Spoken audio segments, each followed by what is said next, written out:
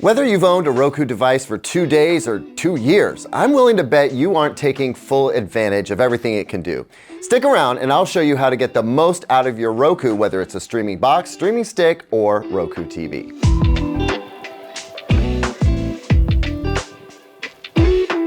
Welcome back, everyone. I'm Caleb Dennison, and today I want to run through a list of Roku tips and tricks, at least some of which I think you'll find helpful. I mean, even if you pick up just 1 or 2 new skills from this video, I think you'll be pretty happy. But like, if you want to be a Roku power user, I'll help you get there. And before I get started, I just wanted to say thank you for your support. Just by watching, clicking like, and subscribing, and sharing our videos, you help keep this channel running. I literally could not do this without your support.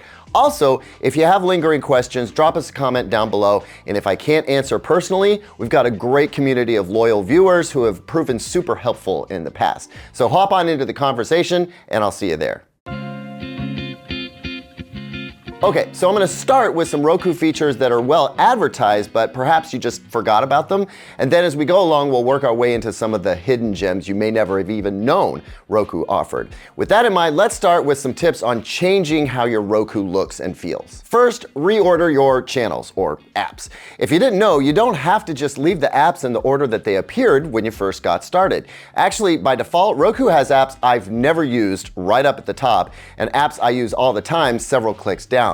Save yourself some clicks by putting the apps you use the most often right at the top. You can do this anytime you want, and it's super easy. Just highlight the channel you want to move, press the star or asterisk button on the remote, then move the app up, down, left, right, wherever you want it. Continue doing this until all your favorite apps are in the order you prefer. Once you've done that, you're in a good spot to delete stuff you don't want. You can delete apps you never watch and even delete menu items from the sidebar. When you're done, you'll have a cleaner home screen with everything you want and nothing you don't.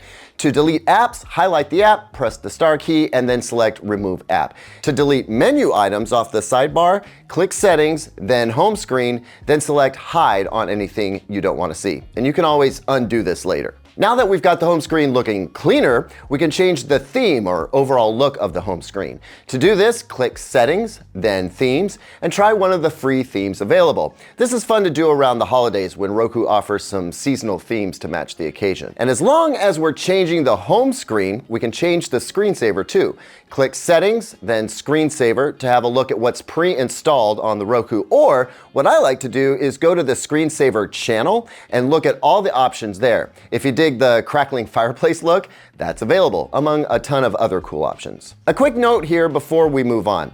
There is currently still a way to add so-called private channels to your Roku. These are not official channels. They don't necessarily abide by Roku's terms and conditions, so they aren't easy to get, but that's on purpose. So let's say you wanted to have Twitch as a channel on Roku. Since there's no official Twitch channel, you'll need to add the private channel. Here's how you do it. Go to your Roku account using a web browser. When you get to your account's homepage, click on Add Channel with a code. Now you'll need to know the code for the channel you want. You can look that up pretty easily. In this case, we're adding Twitch. So we type in Twitch TV. There will be a warning. Click Yes, you want it anyway, and your Roku will update with that channel on it. Now let's talk about the Roku app. Folks, I'll make this simple. If you don't have the Roku app, then you are missing out on a ton of legit helpful and fun stuff your Roku can do. So much is unlocked with the app. So if there's one thing you take away from this video, it's get the app for your phone or tablet, iOS or Android. And once you have it, here's how you'll benefit. First off, if you lose your remote and you don't have Roku's remote finder, you can always use the app as your remote. Also, it's easier to enter text. If you're tired of hunting and pecking out one letter at a time with a virtual keyboard, then you can use a real keyboard built into the Roku app. Just using the app as a remote, when you get to a spot where you need to enter a username, password, or search term, just double thumb your way through it in a fraction of the time. Another cool Roku app feature lets you replace the screensaver with your photos. So head to the Devices tab on the Roku app, then click Media and select Screensaver. Allow Roku to access your photo library, then select the photos you want to comprise your screensaver. Now, if you do this and want to switch back to a normal screensaver, you need to go back to your Roku player's menu,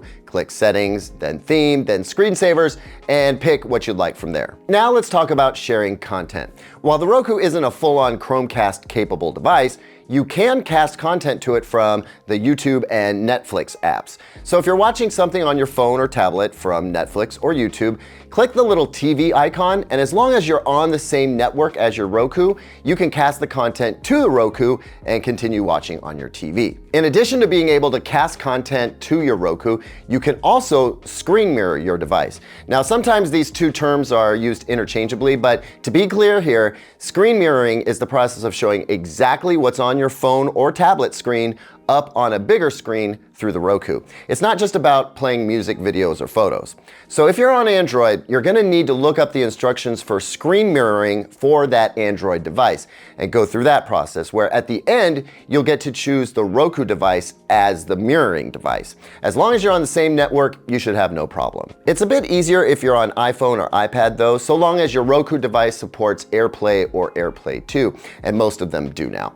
To do that, follow AirPlay instructions for your device, and again, just pick your Roku device as the mirror. Then you'll see exactly what's on your phone or tablet screen right up on your big TV. This can be great for presentations where you don't want to try to make a wired connection.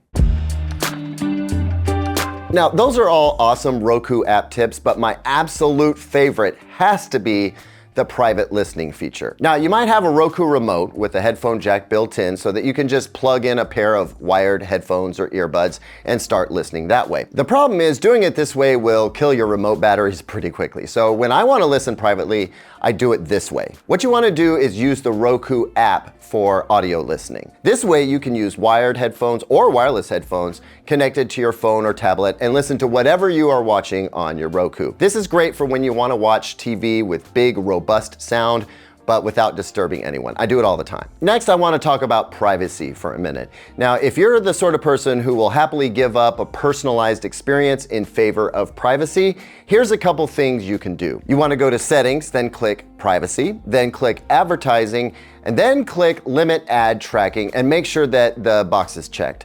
This stops Roku from serving you ads based on your viewing habits. Now, to keep your personal info from being sold by Roku, this does nothing for the apps that you use. Tap the profile icon in the Roku mobile app and then make sure the opt-out toggle is turned on. And that's my list. For now, I reserve the right to do another one with some more specifics around changing the audio and picture quality, but hopefully now you know how to get much more out of your Roku experience.